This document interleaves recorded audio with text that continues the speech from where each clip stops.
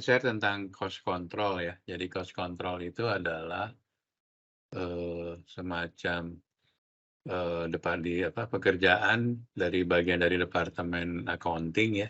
Walaupun kamu nanti misalnya kerjanya di rooms, DFO atau di housekeeping, nanti kamu akan berhubungan dengan cost control ini.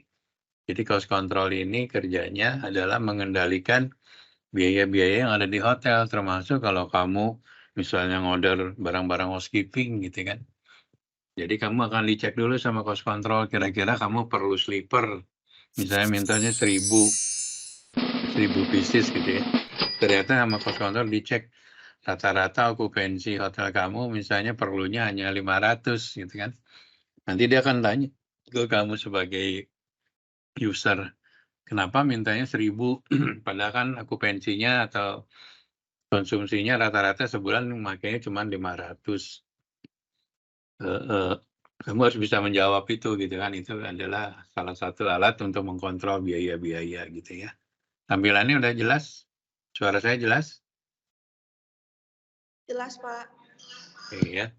Nah, jadi cost control itu satu bagian supervisor di dalam departemen accounting. Dia ngebantu hotel untuk mengontrol biaya-biaya yang terjadi di dalam hotel. Biaya yang paling besar kalau di room ya pasti dari housekeeping ya, dari engineering untuk listrik, air dan sebagainya. Juga kita belajar kalau kamu di room kamu belajar tentang F&B. Nah, hari ini kita akan membahas tentang cost control yang ada di F&B ya. Jadi di F&B itu kan ada cost. Jadi untuk bikin makanan kayak hamburger ini tuh, kayak hamburger ini kan perlu beli burger bannya, ada cheese-nya, ada french fries, ada vegetable, sayuran gitu ya, tomat dan sebagainya.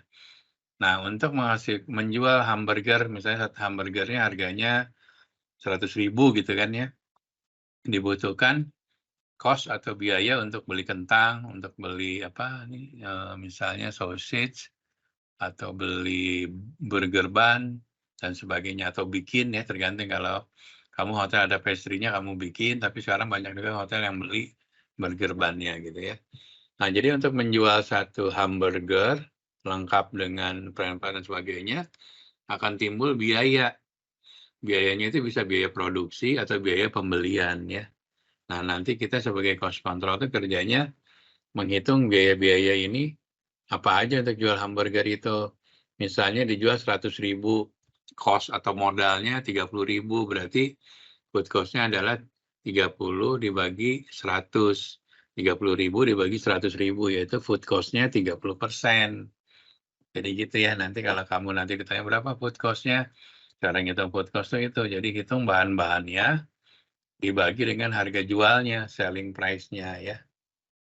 Nah, jadi cost control itu gimana kita memanage revenue dan expense.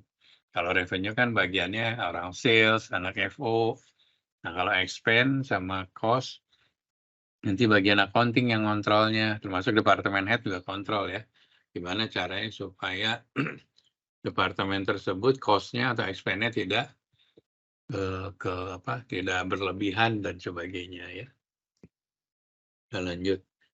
Nah, revenue itu atau penjualan bahasa Indonesianya atau pendapatan gitu ya, pendapatan sebenarnya adalah kamu menjual apapun di dalam hotel, misalnya jual burger, jual steak, atau jual kamar, menjual fasilitas hotel, itu akan menghasilkan revenue atau penjualan atau pendapatan, di mana itu akan kita hitung tiap hari, tiap minggu, tiap bulan.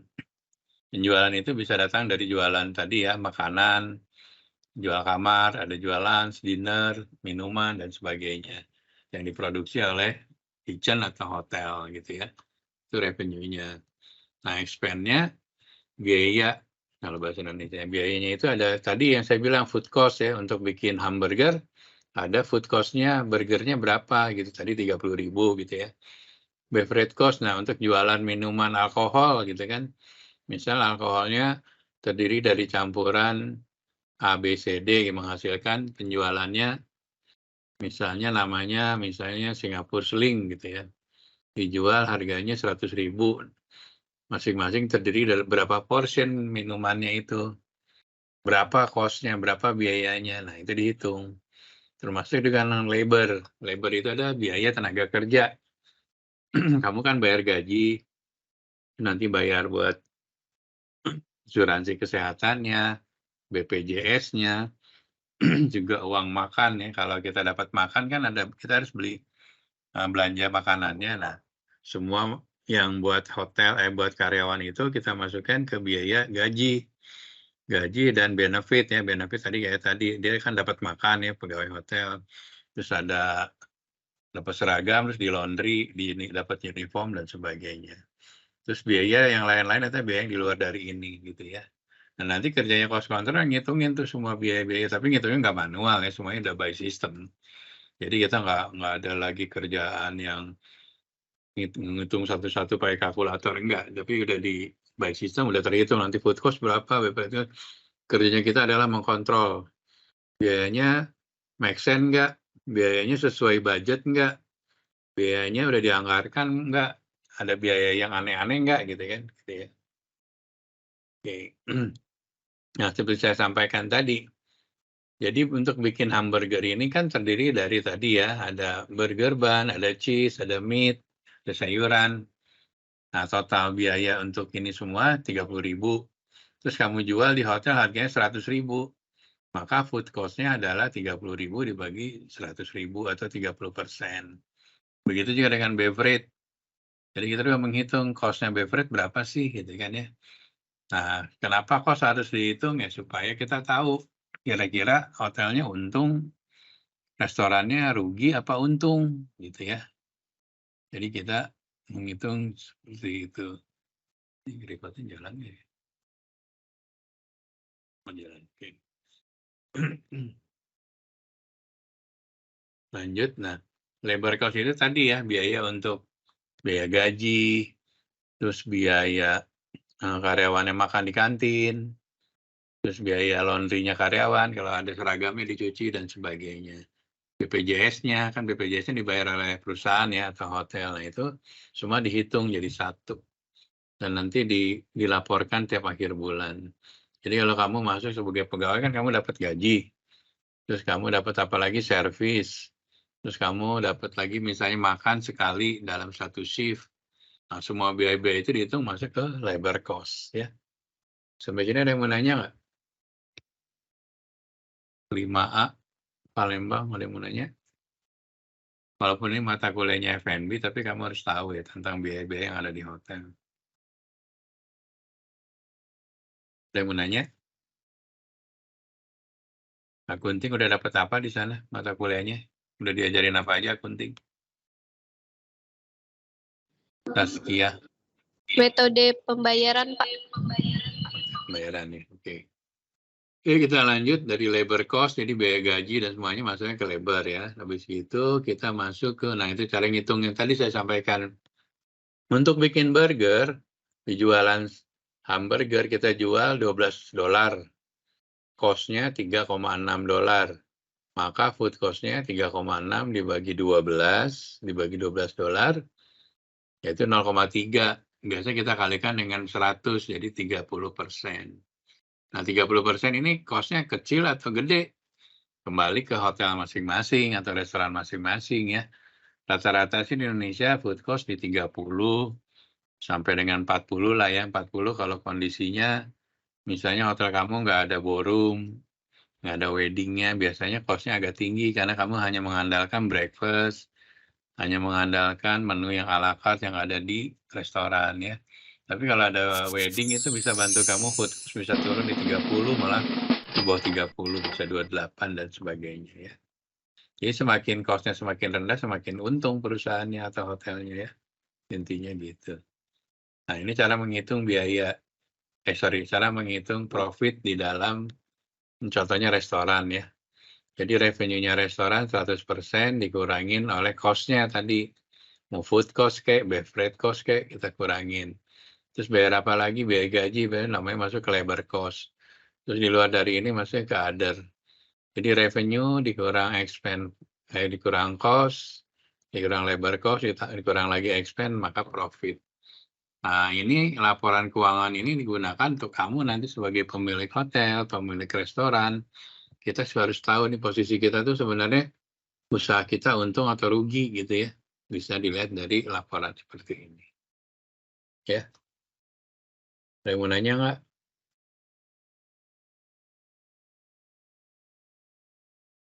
Kalau nggak ada saya lanjut ya. Jadi ini ngitung food cost-nya. Tadi rumusnya adalah food and beverage cost dibagi revenue.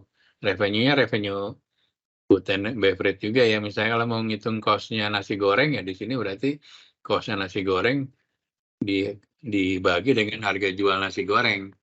Tapi kalau akhir bulan total seluruh penjualan apa aja makanan selama sebulan ya, kamu jumlahkan penjualannya. Nanti berapa biaya untuk belanjanya, bahannya, berasnya berapa dalam rupiah ya. Misalnya telurnya berapa banyak dalam 1 bulan kita pakai. Nah, nanti dapat food cost-nya segini. Ada yang mau nanya di sini?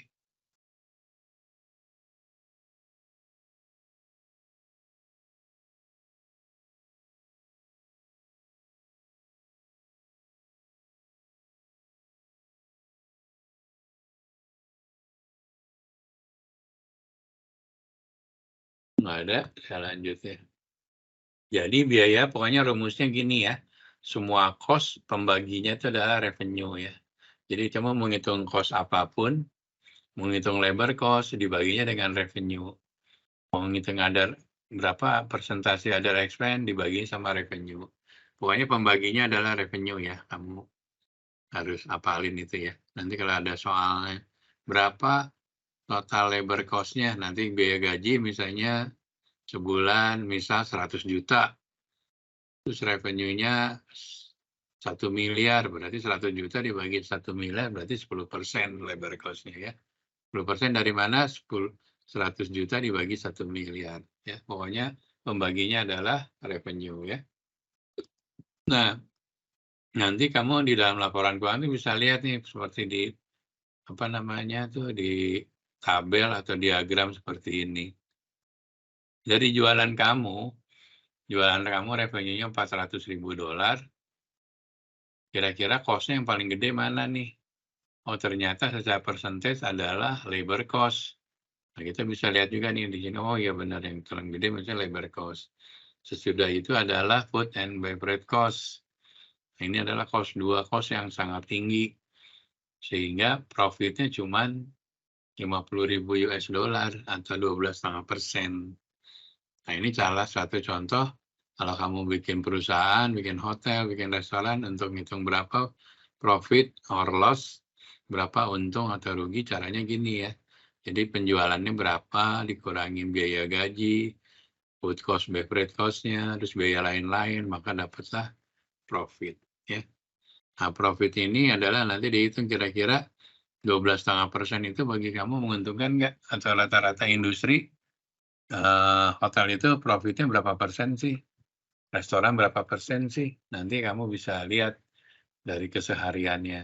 Oh, rata-rata restoran di sini profitnya itu 30% gitu kan. Kalau kamu 12,5% berarti kamu ada something wrong problem. Bisa jadi cost-nya ketinggian, labor-nya atau F&B cost-nya. Jadi kamu nanti harus cek lagi nih, apa yang bikin tinggi sehingga profit kamu rendah. Gitu ya. Nggak ada yang mau nanya?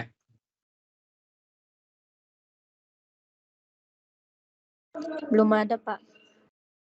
Oke. Kalau nggak ada saya lanjut. Ini terakhirnya ya. Oke, jadi intinya hari ini kita belajar tentang cost control ya. Nanti cost control kita ada 4 sesi. Yang pertama adalah dasar cost control, ada tadi seperti saya sampaikan ya. Kalau ada pertanyaan, saya akhiri. Thank you and see you next week ya. Thank you, Pak. Thank you, Pak Dino. Thank you, Pak Dino. Iya, sama-sama.